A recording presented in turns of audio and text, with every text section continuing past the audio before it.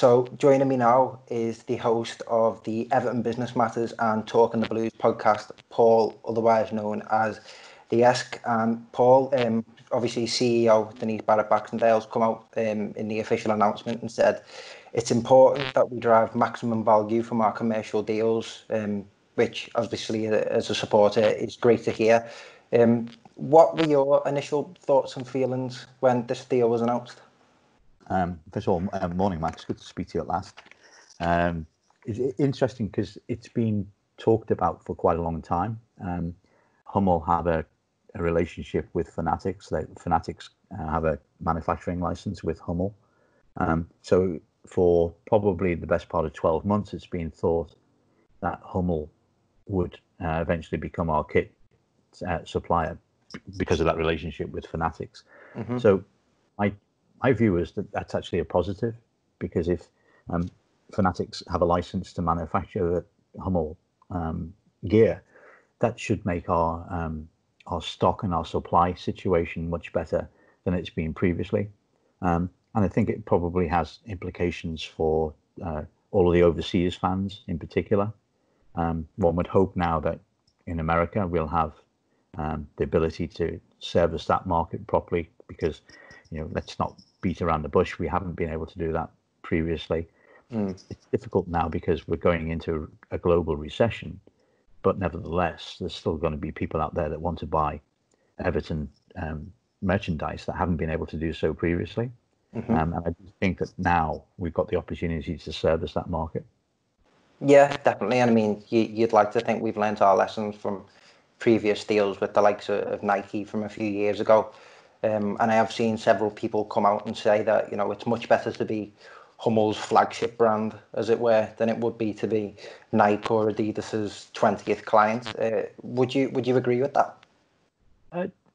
To an extent. I think the relationship, the most important part of the relationship is actually with Fanatics, not necessarily the shirt manufacturer. Okay. And I think that's where, if the club is going to focus on building something that is better than we've had previously, it has to be with that relationship with Fanatics in the first instance, because they're the people, we've outsourced our responsibility to them. They're the people. Obviously the club can tell Fanatics how much marketing activity it wants surrounding all of it, all of the merchandising, but ultimately it's down to Fanatics to provide it and to open up opportunities which perhaps aren't currently available to the club. Yeah, definitely. Sorry, I was just going to say, go on. No, they're just that Fanatics are, they're a massive global company. Mm-hmm. And if you look at their client base, they clearly do a very good job for some very big sporting organizations. All the major sporting organizations in the US use Fanatics. Mm-hmm. Manchester United have used Fanatics. Bayern Munich use Fanatics. I don't understand why, because we use Fanatics, Fanatics are viewed as a bad company. It's the relationship that needs to be changed, not the company itself. Yeah, and I know people have been critical of that relationship in the past, and obviously with me going to basically going to the Etihad for university, I've noted that Fanatics do supply Manchester City as well. So yeah. It is always good to have be attached to, as you say, a company with a global presence. I was just sorry for interrupting you there. I was going to say that the deal with Fanatics was renewed about last year, wasn't it? Extended. It was extended in February of last year. I think it was February 14th last year, off the top of my head. And yeah, it was extended from the previous 5-year relationship, I think, that we had. Right. Okay.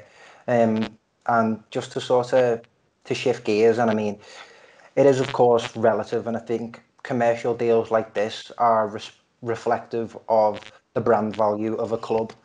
Obviously, Everton can't offer exposure in a European market or European competition.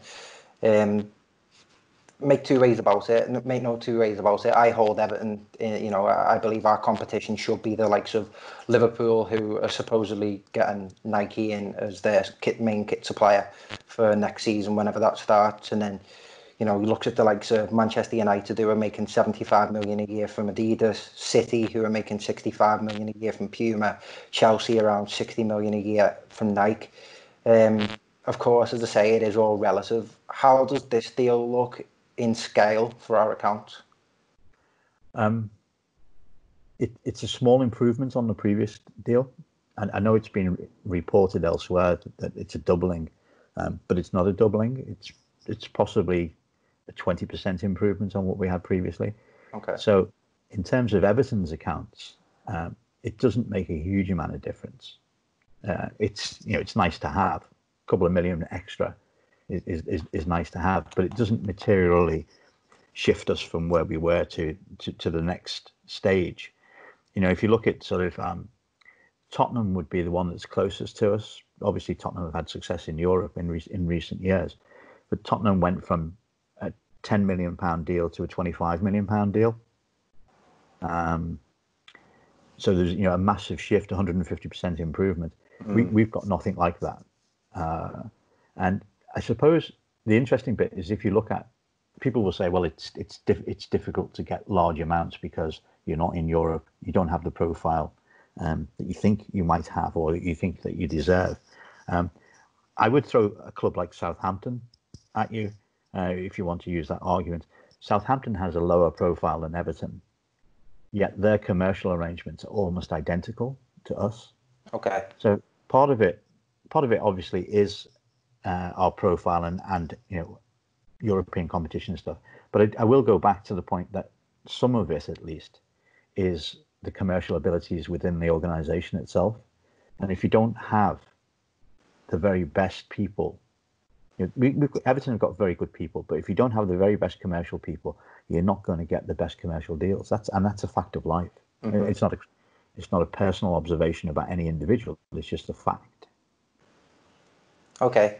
I mean, yeah, it makes sense. I do have my reservations that obviously, and I think it's largely just down to the age that I am. I've seen football kits sort of, especially retro kits over the last few years, sort of emerge as a sort of fashionable trend. Mm-hmm. I know in the past, Hummel in the 80s and 90s have had the likes of Real Madrid, Benfica, Feyenoord. They also were the manufacturers for Spurs when they won the FA Cup in 91 and for Denmark when they won the Euros in 92. Yeah. It'd be nice to think we could recoup a bit of silverware in a Hummel kit. But that being said, I suppose it's a bit more sort of a lighter discussion. Do you actually care who manufactures the kit? Personally, I don't, No. But I understand why a lot of people do. I'm a middle-aged man. Why would I really be bothered about who manufactures our kit? But I understand, particularly people who go to every single game, home and away.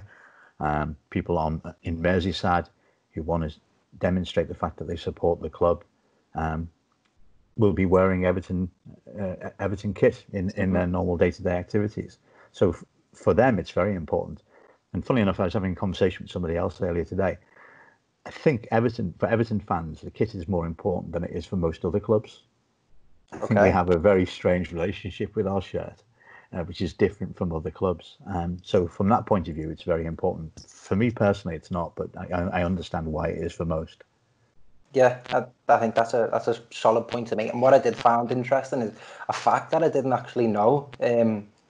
Obviously, I know the great Alan Bourne that he wore white boots, but I didn't know those boots were actually Hummel, and he introduced Hummel to the UK market around 50 years ago. So it's exactly 50 years ago, yeah. Yeah, and sort of taking note of Hummel's social media strategy. It's great that they've sort of made note of that, and they seem to be very interactive with the fans and the fan base, which, I mean, fingers crossed that leads to a healthy relationship down the line. But what do you take from this deal being for initially 3 years? Do you think that's, as I say, us learning lessons from the past from signing, I wouldn't even say commercial deals, but just deals in general for a long period of time? If I've got my optimistic hat on, I'll say that it's a 3-year deal because in 3 years' time we're going to Bramley Moor.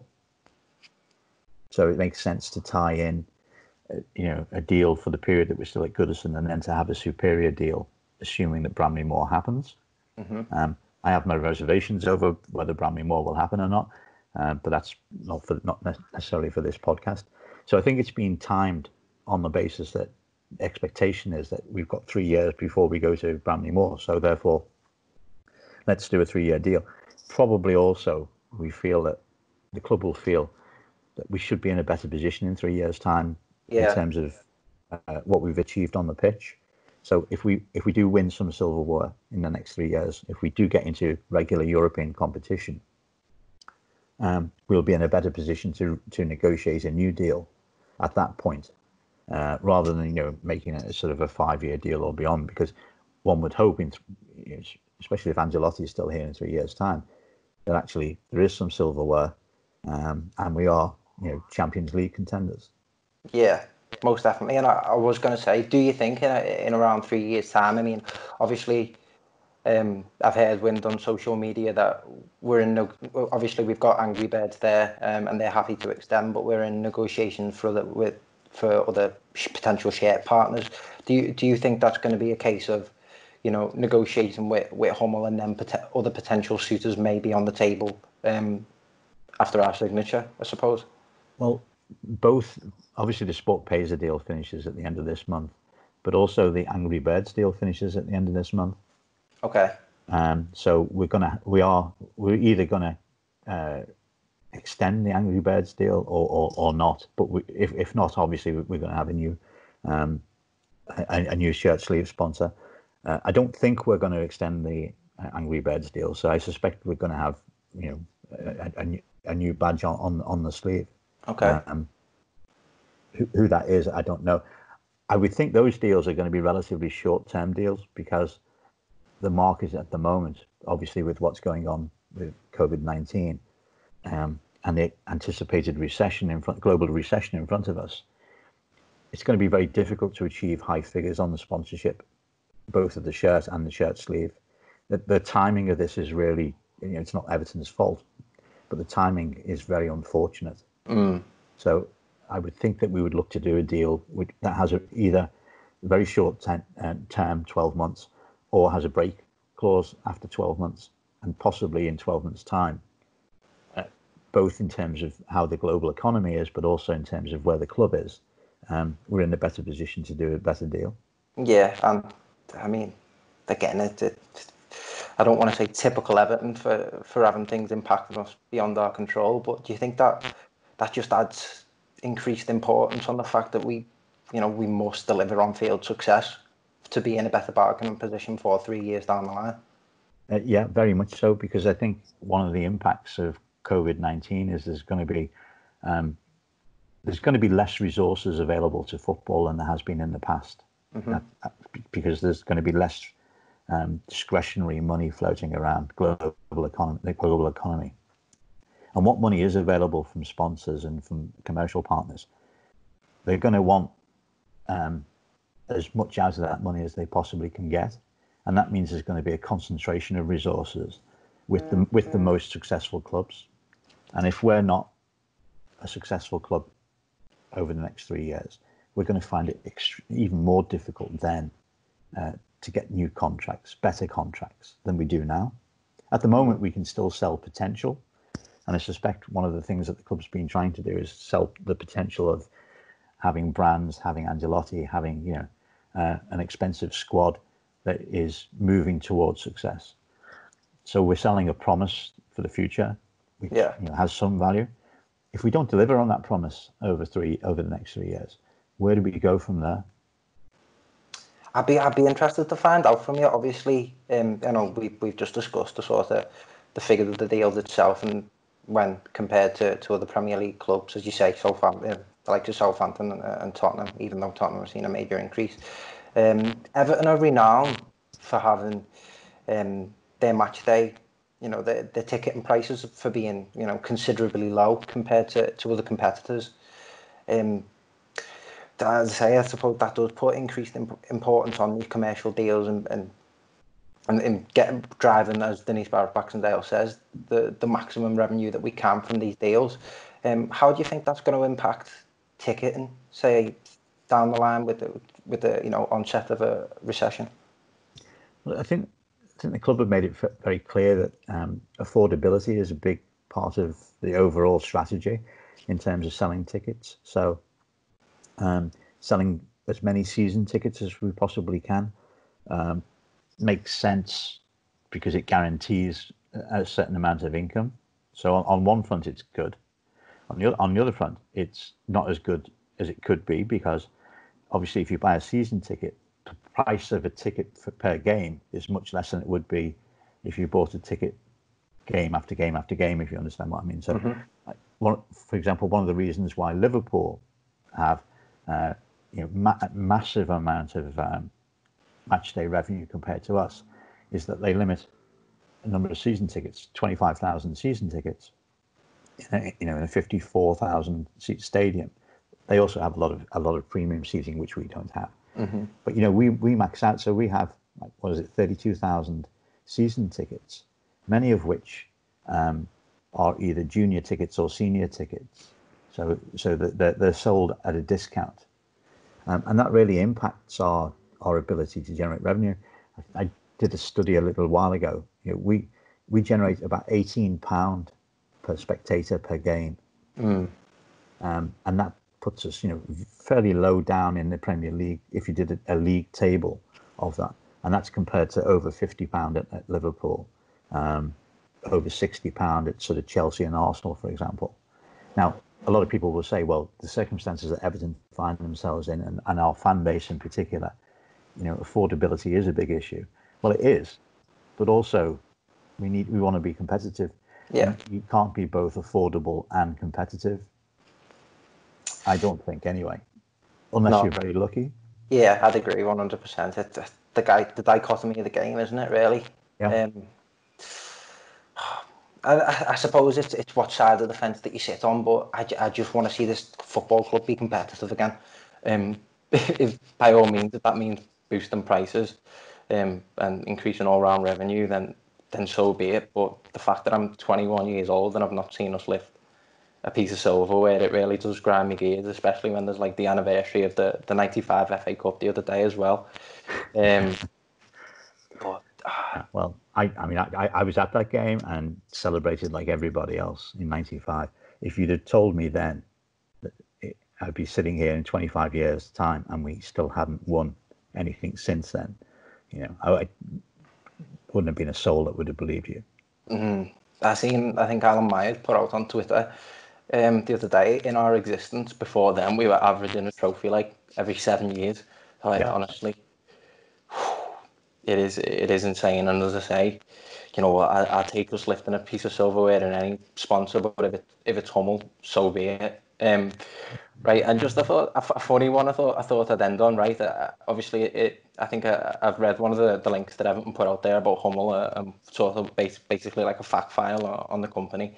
And I didn't know this, but Hummel is German for bumblebee, which is it's got me expecting. I'm expecting like a black and yellow away kit for some reason. I don't quite think it. I don't think it'd be to many people's fancy, to be fair. But what's your favourite colour of an Everton away kit? Obviously, blue and white for the home kit goes without saying. But when you're looking at your away kit, what do you prefer? The 1969-70 away kit. So is that yellow, blue, yellow? It's the sort of amber yellow colour with the blue shorts and the amber socks. So if you think, we were talking about Alan Ball before, sort of the classic picture of Alan Ball with his white boots on and that kit, that just with the round collar, no badges, nothing on it. That is just that. I mean, that if we brought that out, if Hummel brought that out as a recognition of 50 years since Alan Ball wore his boots, I would be delighted. Yeah, that'd be a fantastic move on their part, and I share that sentiment. I think around that era, the '60s, to just round neck, no badges, blue and white, and as you say, the same for the away kit. I think they're arguably our best kits ever. And I think they've said in a few weeks' time they're going to be coming out with the supposed home kit for the new season. So I think that's quite a quick turnaround. I mean, obviously it's been a poorly kept secret, but it will be good to have visuals of the home kit sooner than we expected. Even if none of us might be able to see them playing it next year. I know. I mean, that's a watch this space on that one, and fingers crossed we can get back to Goodison Park as soon as possible. But there you go. There's the sort of an overview of Everton's new deal with Hummel as our new technical partner, a club record deal. And Paul, I'd just like to say it's been brilliant to have the opportunity to talk, and hopefully we can, we have other opportunities in the future. Yeah, cheers, Max. I'm always happy to speak to you. So thanks, and everybody stay safe. Yeah. Yeah, likewise. Stay safe, everyone. Cheers, mate.